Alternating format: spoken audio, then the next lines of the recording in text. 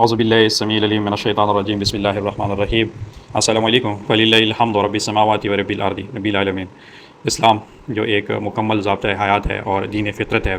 تو یہ انسان کی جو ظاہری شخصیت ہے اس کی نسبت انسان کی جو باطنی شخصیت ہے اس کے اوپر زیادہ زور دیتا ہے، اور اس کی اسلام کے نزدیک اس کی زیادہ ویلیو اور ورتھ ہے۔ تو آج ہم اسی سلسلے میں آپ کے ساتھ ایک بہت ہی خوبصورت، بہت ہی پیاری حدیث رسول صلی اللہ علیہ وسلم شیئر کرنے والے ہیں، لیکن اس کو ہم موجودہ دور کے جو جدید علوم ہیں، جیسے نفسیات یعنی سائیکالوجی کا علم ہو گیا، نیرو سائنسز کے علوم ہو گئے، یا سوشل سائیکالوجی ہو گئی، یا کارڈیو واسکولر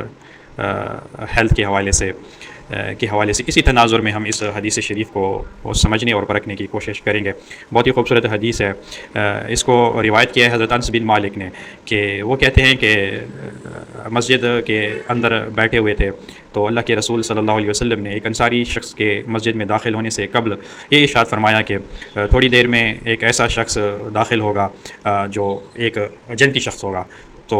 وہ فرماتے ہیں کہ تھوڑی دیر کے بعد ایک انصاری صحابی آتا ہے، اور اس کے چہرے سے جو وضو کا پانی تھا اس کے قطرے ٹپک رہے تھے، اور اس نے اپنے بائیں ہاتھ میں اپنے جوتے جو ہے وہ تھامے ہوئے تھے،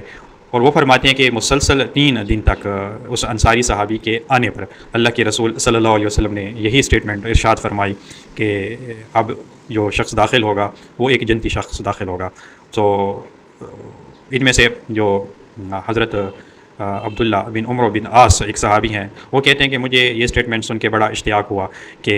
دیکھوں تو صحیح کہ یہ انصاری صحابی جس کے متعلق اللہ کے رسول صلی اللہ علیہ وسلم نے جنتی ہونے کا ارشاد فرمایا ہے، یہ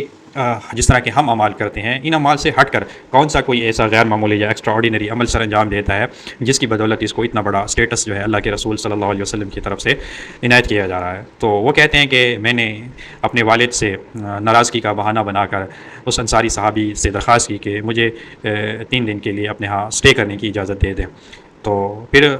فرماتے ہیں کہ میں نے ان کے ہاں 3 دن اسٹے کیا، اور رات کو میں دیکھتا تھا کہ شاید کوئی رات کو یہ ایکسٹرا آرڈینری کوئی ایسا عمل کرتا ہو جس نے اس کو یہ ممتاز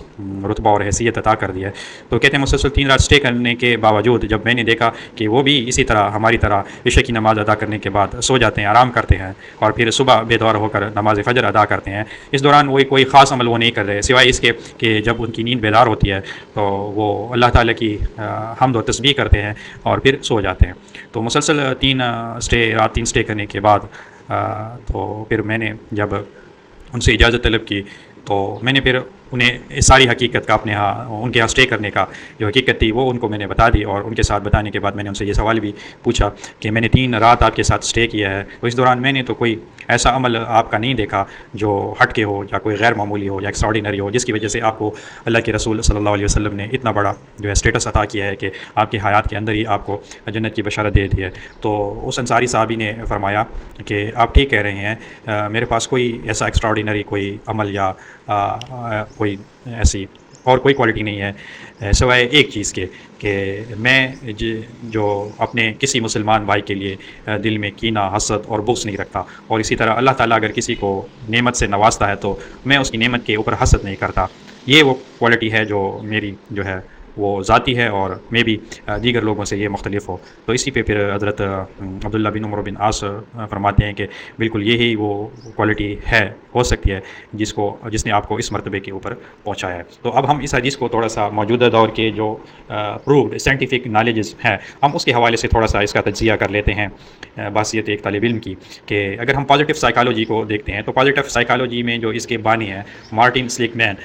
وہ کہتے ہیں کہ انسان کی جو حقیقی خوشی ہے اس کا تعلق مادی چیزوں کے ساتھ نہیں ہے، مادی وسائل کے ساتھ نہیں ہے، جیسے پیسہ ہو گیا، دولت ہو گیا،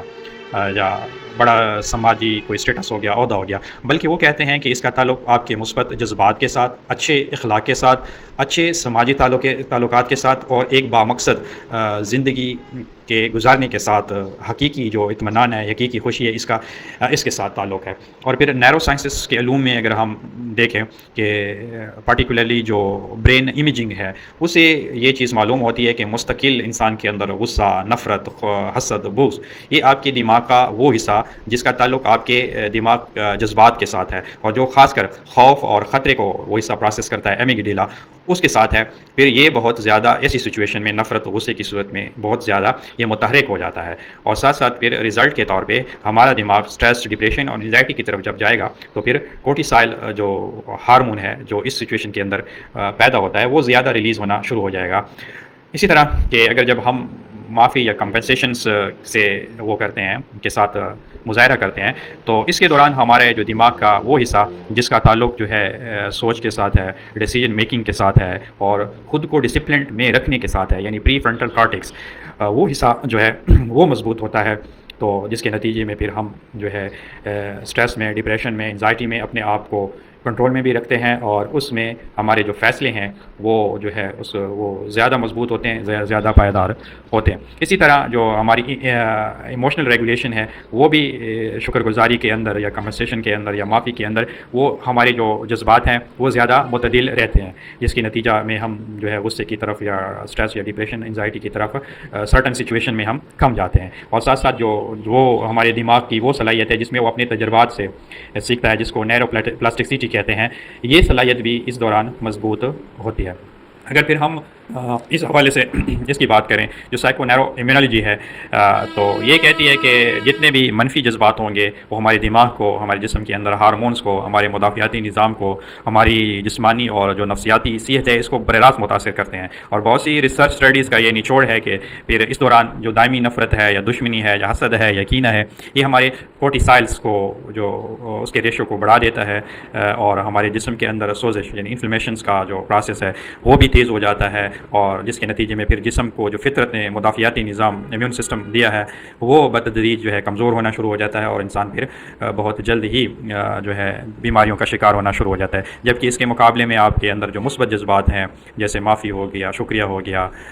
رسپیکٹ ہو گئی، یا دیگر جتنے بھی پازیٹیو تھنگز ہیں، یہ آپ کی امیونٹی کو بہتر کرتے ہیں، جسم کے اندر ہیلنگ کا پروسیس کو بھی تیز کر دیتے ہیں، اور خاص کر جتنی بھی کرونک ڈیزیزز ہیں ان کے خطرات کو کم کر دیتے ہیں۔ یہ بھی بہت سی جو ماڈرن ریسرچ اسٹڈیز ہیں، ایکسپیریمنٹل ریسرچ اسٹڈی ہیں، ان کے یہ پروف شدہ جو ہیں وہ نتائج ہیں یا فائنڈنگ ہے۔ اسی طرح جب ہم اپنی کارڈیو ہیلتھ کی بات کرتے ہیں تو شکر گزاری ہو گئی، معافی ہو گئی، مثبت سوچ ہو گئی، یہ آپ کے بلڈ پریشر کو کم کرنے میں بہت اہم کردار ادا کرتی ہے، ساتھ ساتھ آپ کے جسم کے اندر گلوکوز کا لیول ہے اس کو ریگولیٹ کرتی ہے، جس کی وجہ سے آپ کے نظام دوران خون کے اوپر اس کے بہت مثبت اثرات